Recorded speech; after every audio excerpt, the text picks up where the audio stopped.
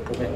Bang Toga, ngelihat kasus Nikmir nih yang masih berkelanjutan, dari abang sendiri ngelihatnya seperti apa sih Bang, Nikita sama Fadel Bang? Kalau terkait Nikita Mirzani dengan Fadel yang sudah laporannya jalan di Polres Jakarta Selatan, sebenarnya ini kita sangat menyayangkan dari pihak Polres Jakarta Selatan. Karena pihak Polres Jakarta Selatan tidak juga menetapkan satu permasalahan hukum sehingga adanya kepastian hukum atas laporan dari Nikita Mirzani kepada seseorang yang bernama Fadel. Nah ini kan Fadel udah lama diperiksa, belum ada pemanggilan lagi nih Bang. Ini melihatnya seperti apa? Itu yang tadi saya bilang tadi, disinilah pihak polisi, yaitu dalam hal ini Polres Jakarta Selatan, terlalu tidak ada untuk melakukan upaya paksa law enforcement. Karena kita tahu yang namanya Undang-Undang Perlindungan Anak itu perlakuannya adalah lex specialis, lex generalis.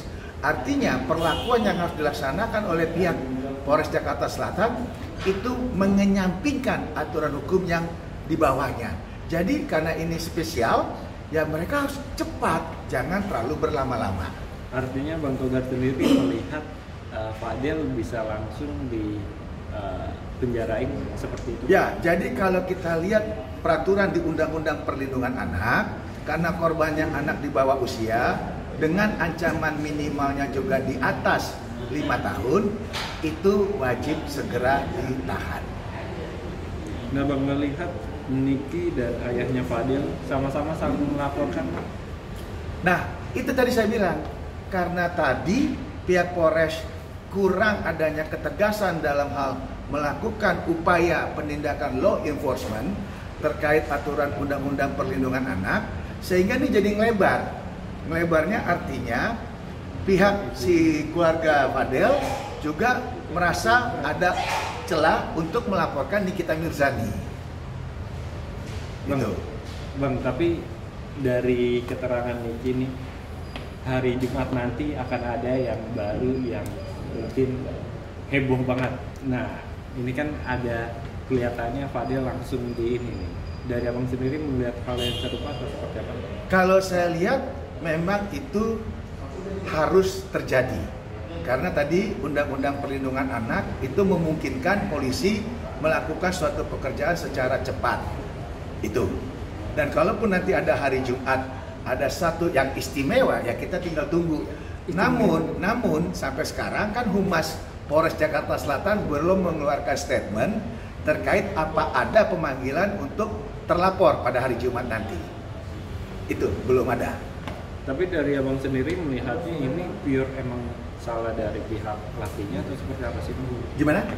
Emang dari abang melihat pure emang kesalahan dari pihak cowok atau seperti apa? 1000% dari pihak laki. Karena kenapa ini Undang-Undang Perlindungan Anak? Sekali lagi, Undang-Undang Perlindungan Anak, apapun diplomasi kita, apapun statement kita, apapun dalil-dalil yang kita masukkan, itu tetap melanggar aturan hukum yang berlaku. Karena kenapa? Anak-anak di bawah usia 18 tahun itu adalah otoritasnya orang tua. Orang tua Fadel, orang tua Loli itu kan Lora, itu Nikita Mirzani sebagai pelapor. Jadi yang punya domain itu adalah orang tuanya Loli atau Lora. Bang, mungkin apa Bang yang perlu lo tegaskan melihat kasus ini Bang? Segera ditetapkan, segera dipastikan hukum ini harus tegak setegak-tegaknya. Jangan malah diintervensi. Bahkan yang saya membuat ironis, bisa-bisanya seorang terlapor itu joget-joget di kantor polisi. Waduh, ini menurut saya ini sangat-sangat keterlaluan.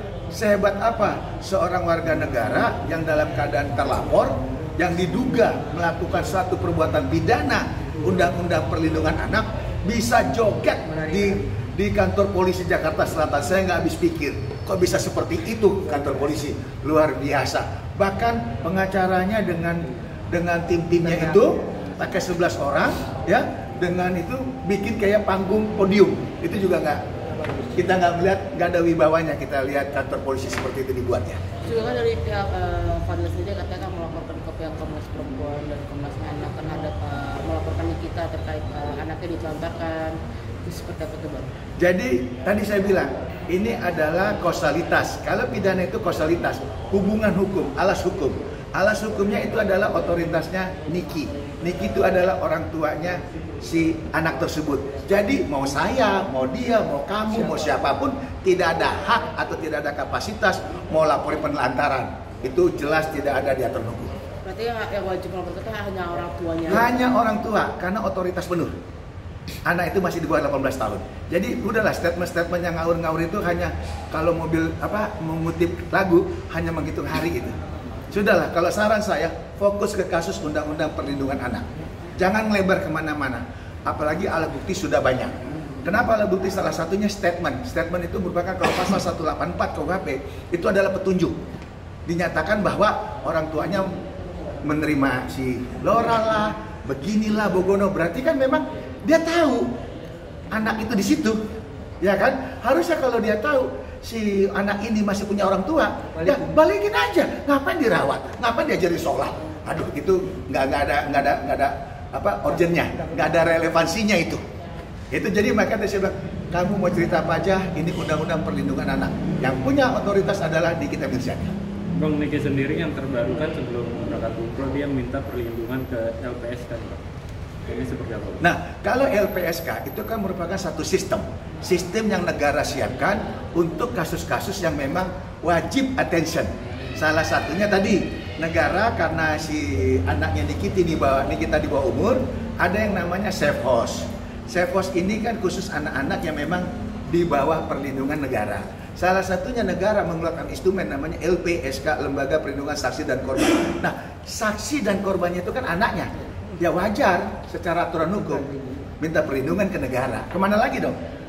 Niki sudah berjalan yang benar membuat laporan ke polisi itu kepada alat negara. Kedua, Niki melakukan ke LPSK itu adalah aturan hukum. Yang ketiga, Niki mengikhlaskan anaknya di safe house itu adalah aturan hukum. Dan dari pihak lain juga mempertanyakan safe house itu karena kan apakah benar di safe house atau seperti apa gitu dari pihak pengacara Fadil. Nah itulah makanya tadi saya bilang, kalaupun ada statement-statement kayak gitu, coba belajar lagi aturan hukum yang berlaku agar tidak membuat pernyataan-pernyataan yang sesat di media. Oke.